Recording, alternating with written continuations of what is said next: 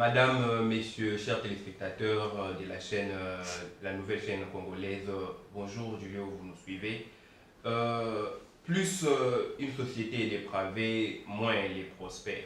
C'est alors un grand corps malade. Mon cher du lieu où tu nous suis, c'est pour nous une grande joie de parler aujourd'hui de la société africaine, décadente ou évolutive. Alors nous recevons pour vous deux invités qui vont nous répondre à ces sujets. Bonjour mademoiselle. Bonjour. Comment vous appelez? Je réponds au nom de Gabiré Audrey. Audrey, ok, vous nous venez d'où? Côte d'Ivoire. Côte d'Ivoire, ok. Une invitée de Côte d'Ivoire, aujourd'hui, les plateaux est mixte. Messieurs, pouvez-vous vous nous décliner votre identité? Je suis Seth Philippe Ikozwa, je viens de la République démocratique du Congo. Tous étudiants? Ici? Oui. Ok. C'est pour nous alors un grand plaisir de parler de la société africaine qui aujourd'hui est gangrénée par multiples fléaux. Alors, une société gangrénée par ces fléaux, par des fléaux, est un grand corps malade, l'aurais-je dit tantôt. Euh, la manière dont la société africaine est en train d'aller, selon vous, selon vos vues, que pensez-vous de la société africaine actuelle, sous les ciels d'aujourd'hui? Est-elle décadente ou évolutive, mademoiselle? Enfin, je pense que la société africaine est décadente. Elle perd au fur des années ses valeurs, les traditions aussi. Et quelles seraient ces traditions qu'elle est en train de perdre, puisque depuis un certain temps, ceux qui seraient nés, en tout cas si je peux, avec beaucoup de pincettes, émettre une hypothèse, ceux qui seraient nés entre les années 2000 et 2005 n'ont pas, si je le pense, n'ont pas pu savourer les délices de cette culture-là. Quel est ce point par lequel on peut directement dire que la société est en train de descendre d'enfer? Je pense déjà qu'il y a l'éducation, L'éducation. qui n'est plus la même que celle de nos parents. Ce qu'on a reçu, c'est un peu différent. Avec l'avènement aussi des réseaux sociaux, Oui. on a tendance à s'éduquer entre guillemets sur les réseaux sociaux, contrairement aux temps anciens où les parents étaient là et tout.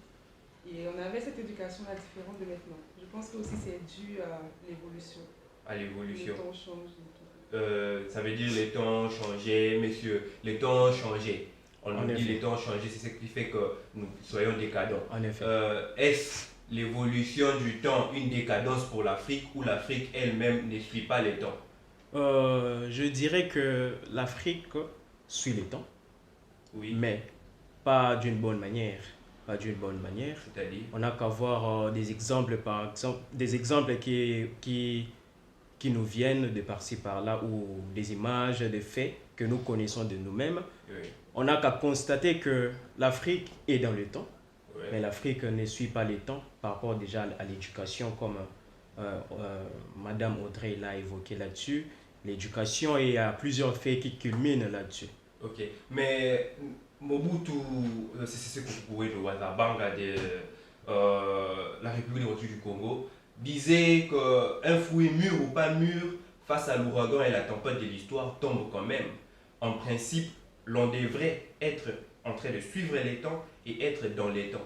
Mais pourquoi nous ne sommes pas dans les temps, mais nous suivons ces temps-là? Puisque aujourd'hui, l'évolution est telle qu'elle est en train elle est en train petit à petit d'aller en son comble, mais l'Afrique a comme ses pas vers l'arrière, cette régression-là. C'est dû à quoi? C'est dû au sommeil africain ou c'est dû toujours au christianisme comme on l'a toujours accusé? Bon, je n'évoquerai pas, en mon cas, la question sur le christianisme Oui. en ce moment. Je pourrais dire que c'est l'authenticité africaine que nous perdons en même temps. L'authenticité, puisque quand nous parlons de l'authenticité africaine, nous voyons nos valeurs et nos habitudes que nous avions jadis, qu'aujourd'hui, que nous respectons même pas aujourd'hui, que nous ne respectons pas. Puisque l'authenticité se meurt, quels seraient les palliatifs pour cette authenticité qui se meurt? Et d'abord, quand vous parlez d'authenticité, pour revenir chez vous, quand vous parlez d'authenticité, vous faites allusion à quoi? Seulement nos cultures ou il y a autre chose à ajouter là-dessus? Alors, je parle beaucoup plus de la culture et de la vraie identité africaine. De La la vraie vraie identité identité africaine. Qui se refléterait par quoi? des accoutrements, des chants, des valeurs, des musiques. Voilà, Bon. ça se corrobore. Je vois des accoutrements, notre culture et nos traditions que nous connaissions jadis et tout autre chose. Ça par exemple. Ouais. Et quels seraient les palliatifs? Donc pour revenir aux cultures, j'aimerais donner un exemple si possible. Oui, oui, Pour allez-y. illustrer. Enfin, chez nous, par exemple, en Côte d'Ivoire, quand on doit faire le mariage, la dot, Oui, oui. c'était avant le lever du soleil. C'est-à-dire que c'était tôt le matin qu'on faisait ça. Ok. Mais de nos jours, on constate qu'il y a toutes des cérémonies, ça prend vraiment toute la journée. Ok. Normalement, c'était quelque chose de restreint. Mais avec l'évolution de ce qu'on voit peut-être ailleurs, à côté dans les pays anglophones, africains anglophones, Oui, notamment le Nigeria, Oui, oui. c'est toute une fête. Mais ce n'est pas la même tradition que chez nous, par exemple. Ok. Donc dans ce sens-là, ça perd un peu sa valeur. On a tendance à copier parce que bon, on veut enjoliver la chose alors que Bon, c'est pas... ok. Quand vous copiez chez un voisin africain, est-ce une perte ou est-ce, je dirais, une amélioration en quelque sorte? Enfin, je dirais une perte un peu quand même parce que enfin, on doit rester fidèle à ce qu'on connaît. Ses racines, quoi. Voilà, ses racines. On ne doit pas perdre aussi ses racines. Parce que si on a tendance à copier aux pays africains voisins, on peut copier aux pays occidentaux, par exemple. Ok, donc la culturation, vous n'êtes pas pour. Non. Et vous... Bon, qu'est-ce je que vous ne en pensez? partage pas cette idée. Oui, oui. Alors, l'effet de copier quelque chose ne nous déprave pas. Oui. L'effet de copier quelque chose n'enlève rien à nous, mais c'est aussi la manière dont nous usons de ces copies que nous faisons. Copier par exemple un autre pays africain, prendre la culture d'un autre pays africain, en mon humble avis, ça ne fait rien de mal dans notre propre culture, puisque nous sommes africains. Puisque nous connaissons qu'en général, l'Afrique est un continent traditionnel, est un continent qui garde ses habitudes, c'est un continent qui sait respecter sa dignité, sa valeur. Ok. On ne copie pas ailleurs, on ne copie pas en Europe, non plus en Amérique. Oui. Et allons sur cette base-là. Quand vous dites que si vous êtes contre son idée du cinéma hollywoodien, aujourd'hui le cinéma hollywoodien nous est venu. Et il y a eu certaines pratiques comme le kidnapping qui a été aussi mise en scène là. Et certaines sociétés ont copié cela du film à la réalité. N'est-ce pas là aussi quelque chose d'opposé qui lui donnerait raison?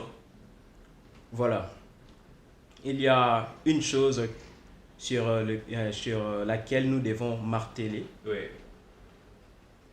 Les films, par exemple, certains films, si je peux me les permettre, ne viennent pas pour dépraver ou pour créer une sorte de déclinaison à une société. Oui. Il y a certains films qui viennent plutôt marteler sur les faits qui se passent dans un pays. Prenons par exemple le cas de Nollywood, c'est ça. Oui, oui. Alors, on suppose qu'au Nigeria, c'est ça le pays. Oui. On suppose qu'au Nigeria, il y a ce cas, il y a ce fait où il y a ce phénomène de kidnapping qui se passe. Alors, les gens ont trouvé mieux, ils ont trouvé une bonne manière de dénoncer cela grâce aux films, Ok. à partir des films. Alors, ils les font à travers des films. Donc ceux qui copient sont en train de copier une bêtise qui est en train d'être dénoncée. Il n'y a aucune preuve, selon moi, qui démontre que ceux-là copient tout ce qui se passe dans des films. Puisqu'on parlait d'ailleurs de copier en dehors, ils peuvent aussi prendre cela de pays... Sociétés occidentales. Ouais, voilà. Par exemple. Ouais. Moi, ça c'est mon avis, j'ai la cache. Voilà. Messieurs, madame, tel que tu nous suis du lieu où tu es, ça c'est la nouvelle chaîne congolaise. N'oublie pas de liker, de t'abonner. Nous sommes en train de parler de la société africaine. Est-elle évolutive aujourd'hui ou décadente? Madame Audrey, qu'est-ce que vous pensez de fléaux, par exemple, je dirais des fléaux proprement africains jusque-là, tels que les sextapes, puisqu'on parle d'une évolution. Jusque-là, nous avons difficile à voir un Européen, un Asiatique publier par exemple un sextape. Nous avons difficile, je répète, de le voir. Mais chez nous en Afrique, c'est devenu maintenant monnaie courante. Qu'est-ce que vous en pensez? Là aussi, on parlerait d'une évolution. On parlerait d'un progrès ou d'un regret? D'un regret, bien sûr. Enfin, ça rejoint un peu l'éducation, comme j'avais dit à l'entame de mes propos. Tout Ok. est une histoire d'éducation. Enfin, on a tendance à voir Donc l'Afrique est mal éduquée. de nos jours. De nos jours, ça veut dire que nos parents ont échoué. Non, pas totalement, mais quand même, il y a eu un laisser-aller quelque part. Évalué selon un pourcentage. Si nous pouvons aller en pourcentage, ils ont échoué à combien de pourcents? 55. 55%. Ça veut dire que la société quand même irait quand même bien. Elle est en train d'être malade, sinon elle n'est pas malade. Oui. Mais ce que nous voyons, c'est une société malade. Dans son Dans coma d'ailleurs. son coma. En effet, oui, oui. Dans son Oui. coma, je Dans son pense. coma. Oui, mais je veux dire que c'est vrai que les parents ont une responsabilité, mais Oui. après aussi, enfin, la société nous éduque d'une certaine manière, qu'on le veuille ou non. Ouais. Donc, en ce sens-là, chacun a sa part de responsabilité à jouer. Oui, nous sommes au premier acteur de notre propre éducation. Mhm. Oui, nous le sommes. Mais après, quand l'éducation est mal véhiculée, quand Mais l'éducation est mal véhiculée ou mal transmise, qu'est-ce qu'on fait? bon, pour revenir à la sextape dont vous avez parlé, vous n'allez pas me dire qu'un parent éduque son enfant à publier une sextape. Peut-être l'éducation pouvait être restrictive, en ce sens qu'on restreignerait l'accès, par exemple, à des sites, je dirais par exemple pornographiques, des sites qui dépravent les mœurs de la société. Vous voyez par exemple en Chine, aujourd'hui, il est difficile pour un petit Chinois d'accéder à certaines pages, à certains sites. Si ce n'est par exemple des sites sur lesquels il peut apprendre des nouvelles matières, des nouvelles leçons. Et voilà. La société africaine est-elle lente à faire cela ou est-elle juste paresseuse en ce sens-là? Après aussi, on peut restreindre, Oui. tu vois, mais ça.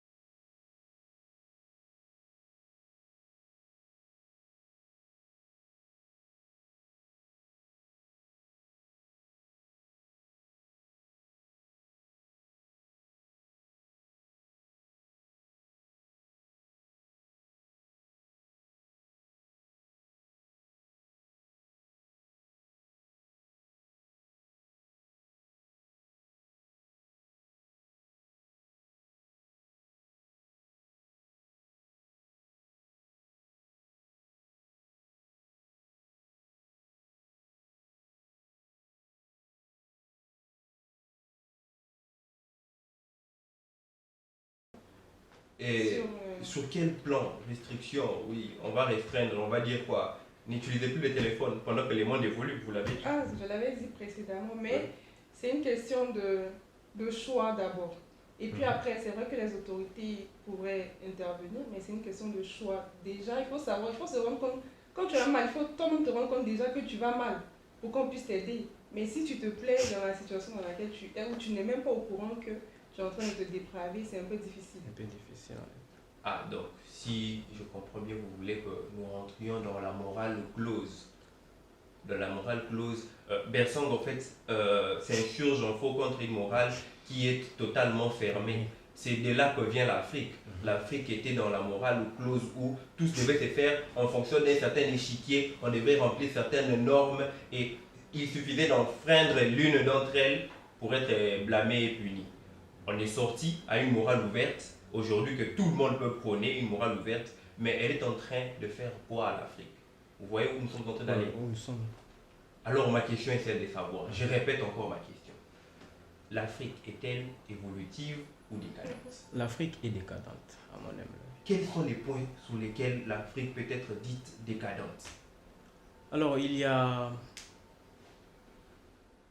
des mœurs. Les mœurs comme quoi? Parce que Il mon y a- auditeur là-bas, les petits garçons qui nous suivent là, il ne sait pas quels sont les Ouais, mœurs en que effet, lui en il devrait avoir En effet, pour qu'il puisse dire que voilà, mon Afrique est en train d'avancer, mon continent est en train d'avancer. Bien, voilà, il y a ces habitudes qui s'insurgent maintenant dans notre société et que nous déplorons d'ailleurs dans nos quotidiens à chaque instant que nous vivons. Comme lesquels? La jeunesse, ou disons, pas non seulement la jeunesse africaine, Oui. l'Afrique en général aujourd'hui connaît un cas un peu plus qui les stigmatise. Lequel, par exemple? Venons-en. Il y a ce cas, prenons par exemple le cas de la corruption. Il y a Oui. beaucoup de cas. Il y Qui a... donnerait l'éducation. Oui, en effet, Ouais. en effet. Il y a je pourrais dire, ce manque de volonté Oui. de la part des autorités, les autorités tant académiques que politiques, Oui. les autres là. Il y a aussi, je pourrais évoquer les cas des parents. Oui. Les parents qui ne sont pas préparés à être parents, si je peux le dire. Les parents qui ne sont pas préparés à être parents. Jadis, quand nous grandissions, à Oui. l'époque, nos parents avaient l'habitude de nous restreindre de beaucoup de choses. Ils nous privaient de beaucoup de choses. Prenons par exemple les cas de l'utilisation des téléphones. Moi, si je peux évoquer mon cas, je me rappelle mon premier téléphone, je l'ai eu à l'âge de 15 ans. À l'âge de 15 ans. Mais certains vous diront à l'âge de 18 ans. Oui, certains diront d'ailleurs à l'âge de 18 ans. Oui. Mais aujourd'hui, ce n'est pas le cas. Ce n'est pas le cas. Alors, c'est que les parents d'aujourd'hui ne Les savent problèmes, pas c'est que... quoi? Ce sont ceux qui ont reçu l'éducation ou ceux qui ont transmis l'éducation. Jean-Paul Sartre dit l'important c'est... Pas ce qu'on a fait de moi, Oui, mais c'est que j'ai fait, moi-même j'ai fait de mais moi. c'est qu'on a fait de moi. Oui, oui. Ok. Alors, Donc les problèmes, c'est nous. oui, les problèmes c'est nous. C'est nous Puisque, aujourd'hui. puisque quand un parent te transmet son éducation, quand un parent te transmet sa manière de voir le monde, Oui.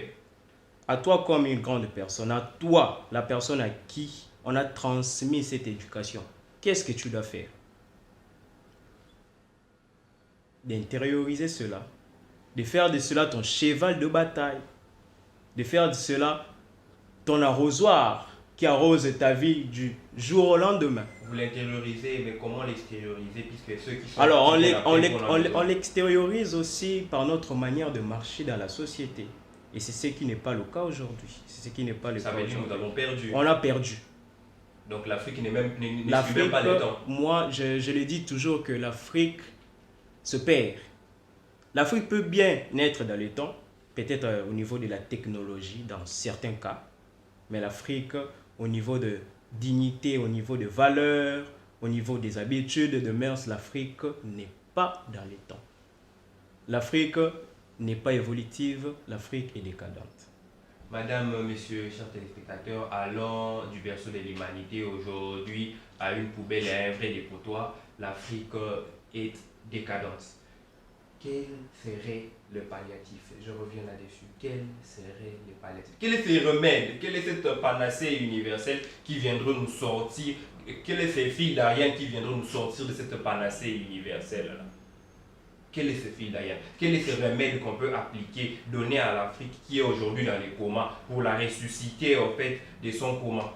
Puisque hier, berceau de l'humanité, aujourd'hui, un vrai dépôt de toute dépravation. Par exemple, si je peux en tout cas me permettre de le dire, nous avons la femme africaine qui dit mener un combat, celui de la libération et de la libéralisation de l'expression de la femme. Mais qu'est-ce que cette femme se prodigue entre elles comme conseil sur les réseaux? Ça, c'est aussi nos parents. Ça, c'est aussi nos parents. Là, c'est la rue. Ça, c'est aussi nos parents. L'éducation de la rue vient, n'est-ce pas, de ce qui a été mal compris à la maison. En effet, en effet. Alors, là, je pense que c'est plus les problèmes des parents. C'est maintenant les problèmes de ceux qui sont maintenant là actuellement.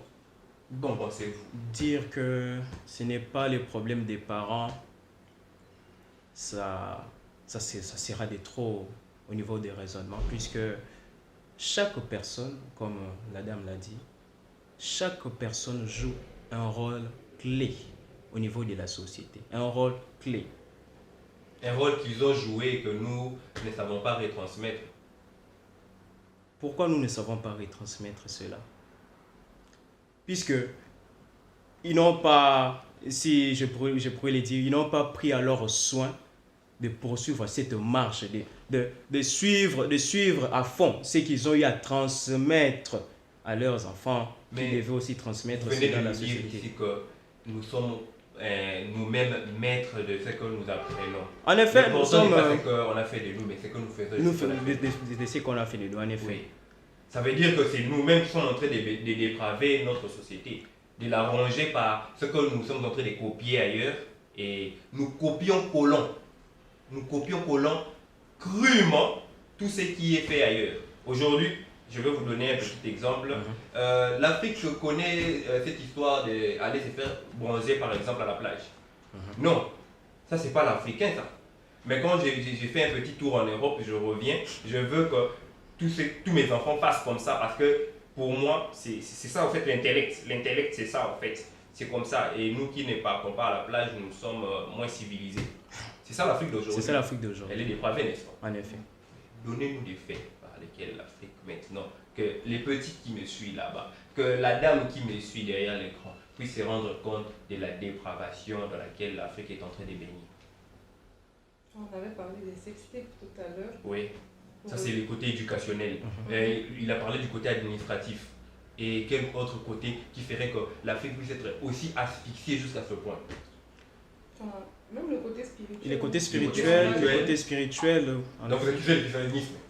Bon, ce n'est pas une accusation comme telle, Ouais. mais on dit l'église doit être au milieu du village. Ok. Et l'église doit comprendre aussi le village là où il se trouve. Alors, il y a un problème maintenant qui se pose C'est plus les problèmes des actuellement en Afrique. parents, c'est maintenant les problèmes de l'église. J'ai bien dit dans mes mots que l'église a aussi un rôle. L'église est au milieu du village, l'église doit comprendre le village et l'église doit aussi aider les parents. Puisque il y a plusieurs types d'éducation que nous recevons. Oui, oui. Alors, nous recevons une éducation familiale au sein de nos différentes familles, Oui. mais aussi en dehors de la famille. Oui. L'Église a aussi une charge sur toute personne qui entre en son sein. Oui, mais l'Église ne vient que... L'Église est un facteur éducatif extérieur. En effet. Mais il y a les facteurs internes ou intérieurs qui est la famille comme cellule de base. Alors, si vous dites ça, ça veut dire qu'en réalité, vous donnez raison à ce que Jean-Jacques Rousseau dit, la société, l'homme n'est bon, mais c'est La société qui le rend mauvais. Mais si vous les rejoignez, mais disons que c'est nous-mêmes qui sommes facteurs ou éléments objets de notre propre éducation, ça veut dire que vous vous contredisez. Comment nous-mêmes, nous pouvons être facteurs de notre propre éducation, nous pouvons être mobiles de notre propre éducation, et nous-mêmes, nous disons que c'est la société qui nous gangrène. Alors, quand je disais que nous sommes responsables de notre propre éducation, Oui. c'est dans le fait que moi, en tant qu'humain, je ne peux pas coller ou je ne peux pas tout prendre. Je ne peux pas tout prendre en considération sur ce qui me concerne. Oui. Alors, je peux voir quelqu'un qui est une bonne personne, qui agit bien, mais qui commet par exemple le vol ou qui tue, qui vend des drogues, tout ça. Oui. Alors, moi, en tant que personne qui marche avec lui, qu'est-ce que je ferai? Je copie son bien-être. Donc une perméabilité sélective. En effet. Ça veut dire certains éléments vous sélectionnez. Et l'autre vous mais c'est rejetez. l'Afrique est dans ça aujourd'hui. Je ne crois pas que l'Afrique est dans ça aujourd'hui. Moi je trouve que les cas de l'Afrique veut tout essayer. Hein. L'Afrique veut tout tenter maintenant. Alors, l'Afrique s'est dit maintenant être libre, être libérée de tout ce qu'il y a eu au passé, avec les colons et autres. Alors aujourd'hui, la jeunesse veut maintenant instaurer un système dans lequel toute personne se sent libre, toute personne... Un système puisé d'où? De l'Europe, des Occidents. Voilà. Ça veut dire l'Afrique elle-même, elle est déracinée. Elle est déracinée. L'Afrique est déracinée. Vous nous avez parlé des mariages ici. Aujourd'hui, les cérémonies, je dirais matrimoniales, se passent comment maintenant? Les cérémonies matrimoniales. C'est plus le matu vu. C'est plus les matu vus, c'est dans les grandes salles, les En plus effet. luxueux. Ça peut être par exemple, je dirais, les côtés les plus esthétiques que l'on veut apporter au mariage. Maintenant, les côtés, je dirais, intrinsèques. Intrinsèques. Les côtés qui fait vraiment que nous sommes en train de sortir de la page. Ce serait lesquels, ce côté-là? Puisque moi, aujourd'hui, je me dis, on ne peut pas être dans une société, où les politiques disent, par exemple, apporter de l'eau à la société, et nous plaisons dans ça. Ça veut dire que jusque-là, on n'a encore rien compris. On n'a pas besoin d'eau. On serait déjà une communauté où l'eau serait. Ça veut dire nous revenons maintenant sur des débats, qui seraient trop petits pour nous. Très petits pour nous. Ça, c'est par exemple, je dirais, une éducation politique qui est en train de baisser, qui est en train vraiment de baisser. Je me demande si elle a évolué à un moment, qui est en train de baisser. Alors, du point de vue éducatif, moi je reviens vers vous, vous nous avez parlé d'éducation, du point de vue éducatif. Expliquez-moi, moi je ne comprends pas du point de vue éducatif. Expliquez-moi un peu. Du point de vue éducatif, quel serait l'élément qui est en train de freiner l'Afrique? Du point de vue éducatif. Puisque aujourd'hui, vous avez des obscénités qui se promènent, qui se propagent sur les réseaux sociaux, en effet. Vous allez nous dire, nous les parents, nous avons dit ici que nous puissions restreignions l'utilisation des téléphones. Oui, mais vous savez que l'Afrique est un continent des bouches à l'oreille, d'une tradition des bouches à l'oreille. La tradition elle est plus orale. Je peux transmettre aussi la bêtise de bouche à l'oreille. Vous comprenez que jusqu'à là, on n'a pas encore trouvé un remède qui se doit. Or, aux grands mots, des grands remèdes. Quels sont les remèdes à trouver? Alors, l'utilisation ou l'usage de téléphone pose problème actuellement. Pose vraiment problème. Alors, à mon humble avis... Il faudrait réprimer les téléphones, tout simplement. Non, pas réprimer tel que tel, mais plutôt restreindre ou fixer un âge parfait, ou pour moi un âge accompli pour l'utilisation des téléphones. Ce sont les autorités qui les publient. Alors, sur les sextapes que les autorités publient, moi je crois que c'est aussi quelque chose de la maturité d'une personne. Oui, cette Afrique maturée là, on a besoin de cette Afrique maturée là. Alors, moi je crois que cela revient alors aussi à la conscience d'une personne elle-même, puisque cela va de père en fils, de l'autorité aux citoyens ou autres personnes. Alors moi je trouve qu'aujourd'hui c'est un problème plutôt de la conscience même africaine. Puisque si une autorité qui se dit autorité administrative, politique et autres, il doit aussi se rendre compte, ou bien elle doit se rendre compte de son rang. Oui. Puisque il y a certaines notoriétés, où il y a certaines choses, où il y a certaines voies à suivre quand on est autorité d'une place.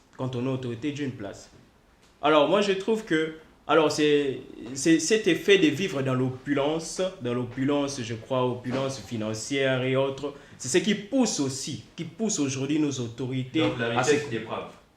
La richesse déprave. Ah, oui, en Afrique, moi je trouve que la richesse déprave l'Afrique. Mais l'homme le plus riche du monde à cette époque-là, c'était Mansa Moussa. Oui. Non, vous voyez, ses valeurs, j'ai parlé de...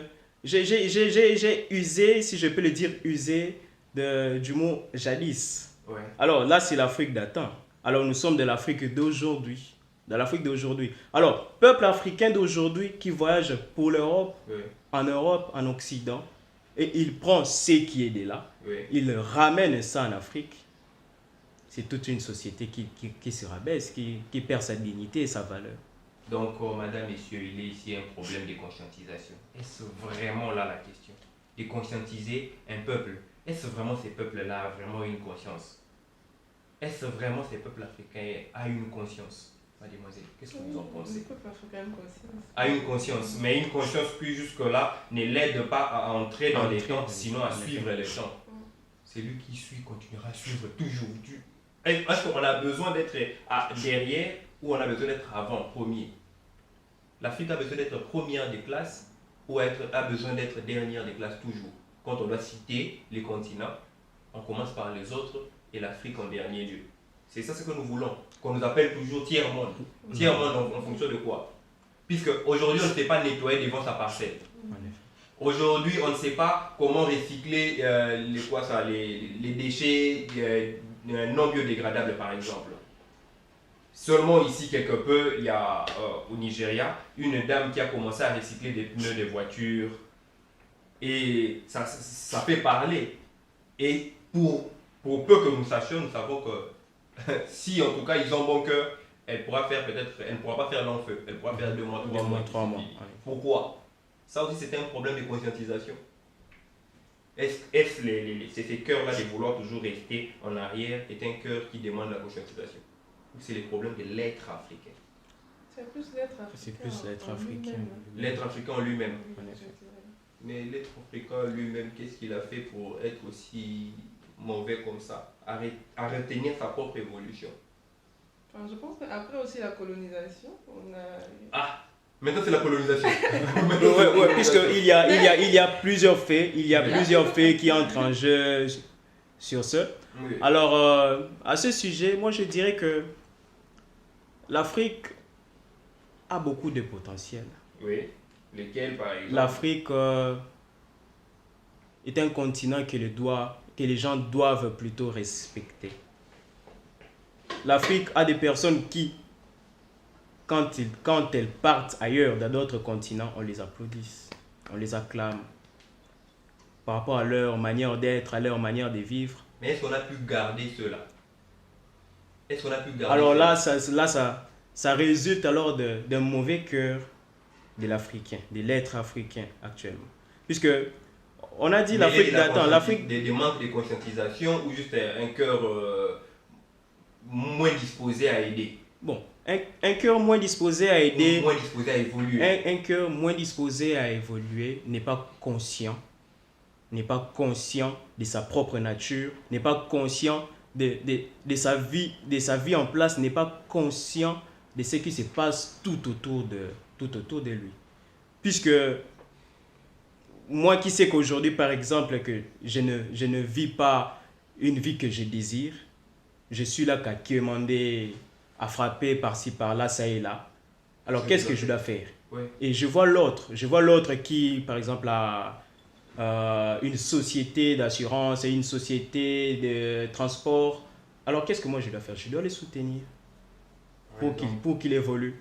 Et les faits, par exemple, de les voir évoluer, son évolution peut aussi m'aider demain à trouver le boulot ou carrément à marcher calmement dans les transports sans que les avant incidents d'arriver arrivent. à une société d'assurance, l'Afrique est une terre agricole, des fonds en comble. Mais comment est-ce qu'une terre agricole comme celle-là va d'abord aller se piéger dans ce qui est technologique? Alors là, c'est un problème, je crois, j'avais dit ça à un ami, c'est un problème alors de l'Afrique aujourd'hui. L'Afrique trouve mieux la politique ou ce qui regarde la technologie, mais nous oublions que notre terre est riche. C'est une terre agricole, c'est une terre qui peut nous rapporter beaucoup. Qu'est-ce qu'on peut en faire? Concret, quelque chose de concret qu'on peut en faire aujourd'hui, notre terre. Puisque avec l'Asie, avec les rizeries en Asie, vous voyez ce que l'Asie est devenue aujourd'hui. Et nous, l'Afrique, toujours en train de dire l'Afrique pleine de potentiel, l'Afrique pleine de potentiel. Quels sont les potentiels que nous avons? Puisque c'est ce qu'on va nous poser comme question. Je vois une image qui circule maintenant sur les réseaux, une belle image d'ailleurs qui illustre l'identité africaine aujourd'hui sous le point de vue mentalité. Celle qui peint un monsieur, une dame devant leur cabane en train de se plaindre de la famine, mais sous terre, juste sous leurs pieds, il y a des minéraux. C'est ça l'Afrique aujourd'hui. Ouais. Effectivement. Oui, une Afrique décadente qui a besoin d'un palliatif aujourd'hui. Quelles sont les solutions que vous trouvez à toutes ces conséquences, à tous ces maux-là? quels sont les palliatifs que vous trouvez? Quels sont les remèdes que vous pouvez donner? Aujourd'hui, il y a un monsieur, il y a une dame qui te suit là-bas, qui a besoin maintenant de sortir en fait de cette mentalité d'appauvrissement-là. Qu'est-ce que vous lui direz, mademoiselle? Je lui dirais que l'Afrique, c'est un cadeau qu'on a. Oui. Il faudrait pouvoir extraire des ressources qu'on a. Il faudrait pouvoir cultiver la terre comme on l'a dit. Oui. Ne pas toujours dépendre des Occidentaux. Mais quand vous lui dites que c'est un cadeau, c'est fini, il doit attendre toujours. Il Non. doit attendre qu'on les cadelle toujours. Non, toujours. cadeau dans le sens où Oui. tu dois pouvoir profiter de ce cadeau qu'on t'a offert. Ouais. C'est comme si on t'offre une terre et tout. Oui. Tu as la possibilité de planter des fruits, des légumes pour pouvoir manger. Il ne faut pas toujours attendre qu'on vienne te donner l'argent en plus de la terre. Non, tiens l'argent, on va acheter toujours.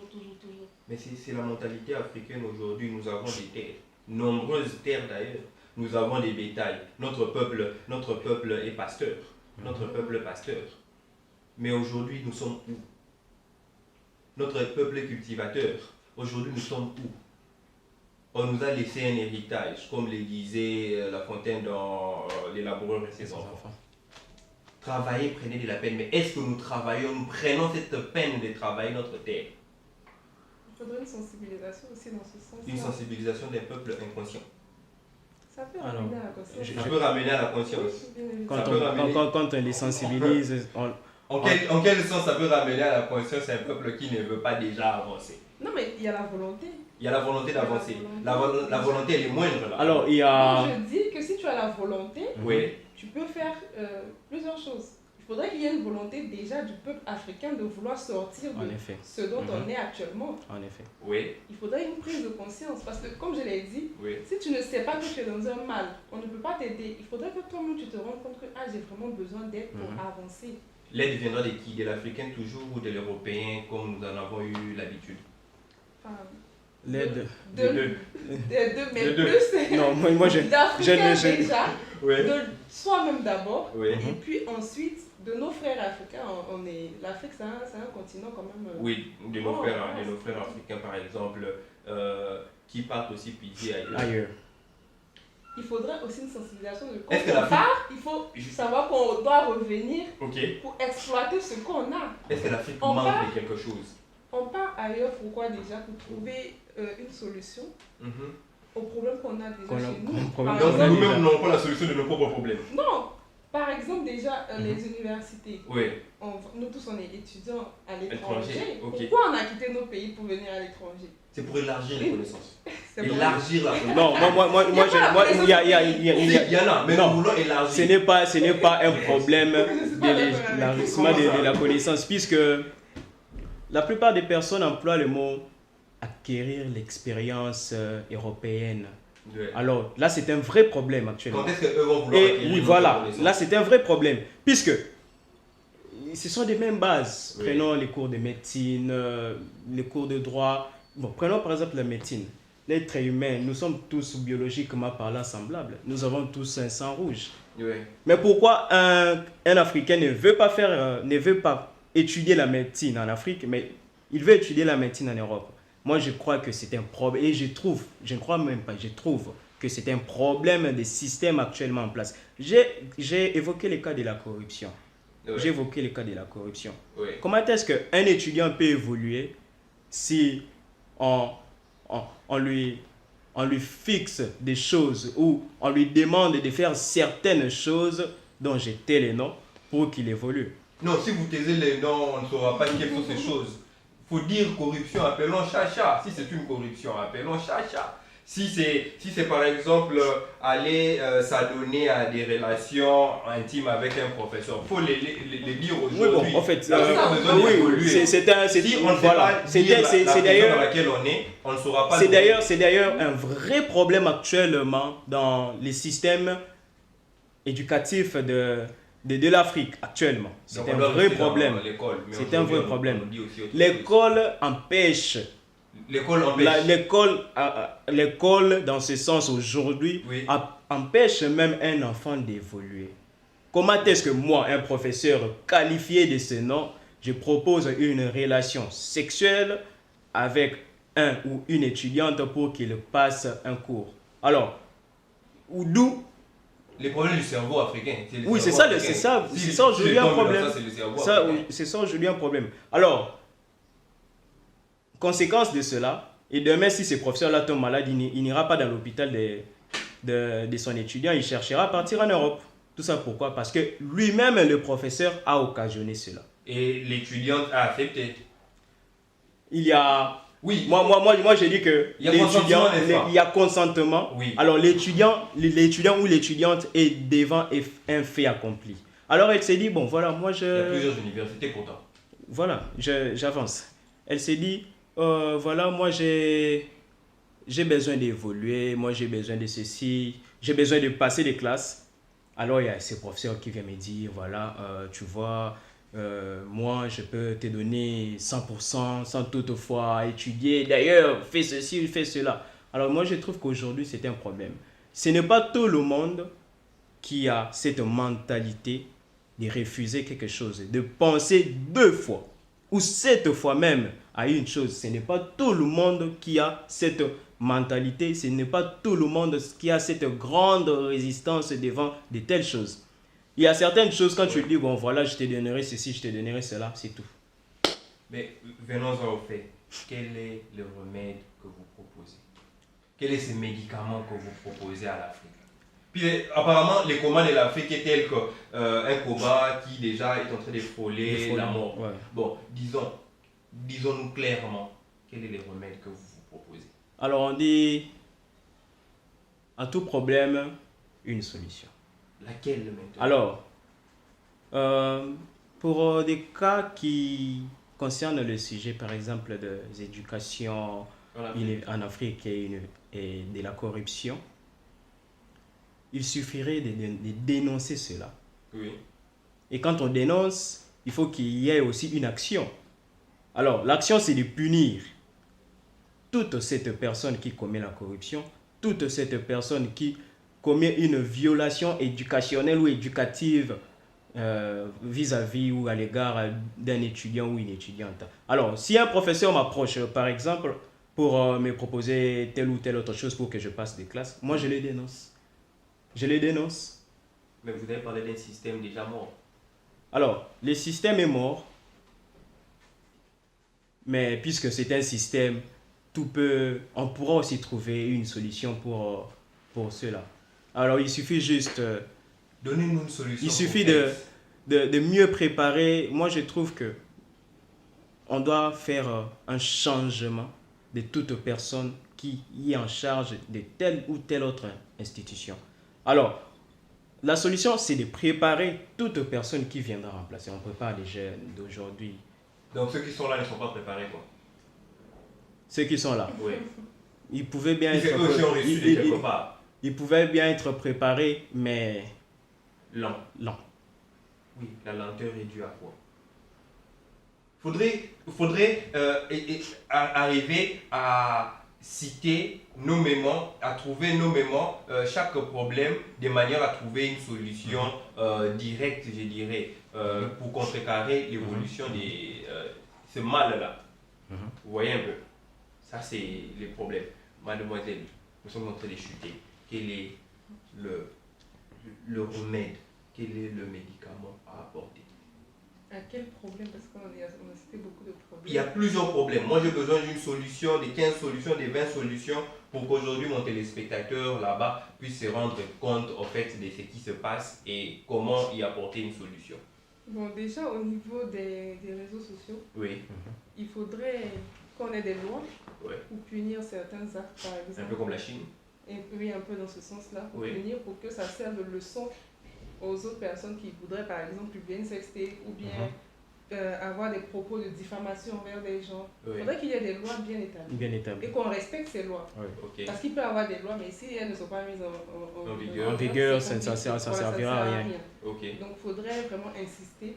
Le gouvernement aussi doit vraiment se pencher là-dessus parce que au jour d'aujourd'hui, on ne peut vivre sans les réseaux sociaux. Il faudrait qu'on se dise la vérité. Donc il faudrait quand même qu'il y ait des palliatifs à ça. Modeler un peu l'usage, avoir un règlement pour les mineurs, des Oui. sites sur lesquels ils doivent aller et tout. Et quand ils partent se croiser dans les bifurcations des chemins là-bas pour faire des petits bébés dans les noirs qu'on appelle aujourd'hui grossesse indésirable, là aussi c'est les téléphones.